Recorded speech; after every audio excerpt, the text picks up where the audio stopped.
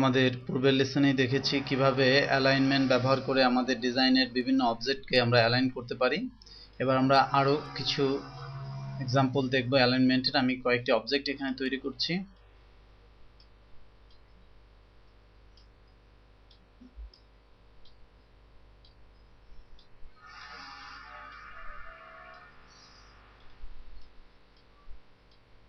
লক্ষ্য করুন আমার এখানে কয়েকটি অবজেক্ট আমি তৈরি করেছি। আমি এগুলোর কালার কিছুটা চেঞ্জ করে নিই, জাস্ট বোঝার সুবিধার্থে আমি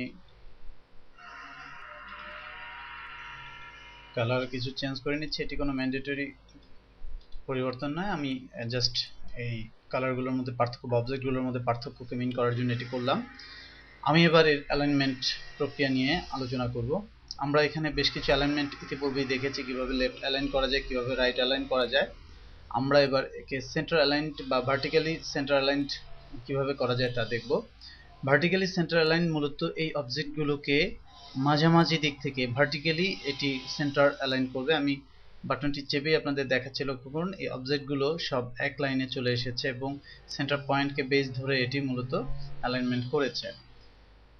আমি যদি বটম অ্যালাইন করি তাহলে এই অবজেক্টগুলোর বটমকে বেস ধরে এটি অ্যালাইন করবে। লক্ষ্য করুন এটি নিচের যে পয়েন্টগুলো সেই পয়েন্টগুলোকে মিলিয়ে দিয়েছে, সুতরাং উপরে কম বেশি যাই থাক নিচের অ্যালাইনমেন্টটি এখানে প্রযোজ্য হচ্ছে। ঠিক একইভাবে টপ অ্যালাইনমেন্টের ক্ষেত্রেও উপরের অ্যালাইনমেন্টগুলো এখানে প্রযোজ্য হচ্ছে। সুতরাং আমরা দেখলাম যে সেন্টার অ্যালাইন, টপ অ্যালাইন এবং বটম অ্যালাইন কিভাবে কাজ করে। আমি যদি এই সিলেকশন অবস্থায় অ্যালাইন হরাইজন্টাল অ্যালাইন সেন্টার নির্বাচন করি তাহলে দেখবেন সবগুলো অবজেক্ট কিন্তু একদম সেন্টার পয়েন্টে একত্রিত হয়ে যাবে। সুতরাং আমরা কোন ধরনের অ্যালাইন করব এবং কি উদ্দেশ্যে করব সেটি আমরা এখান থেকেই বুঝে নিতে পারি এবং আমাদের প্রয়োজন অনুযায়ী অ্যালাইনমেন্টগুলো আমরা এখান থেকে করতে পারি।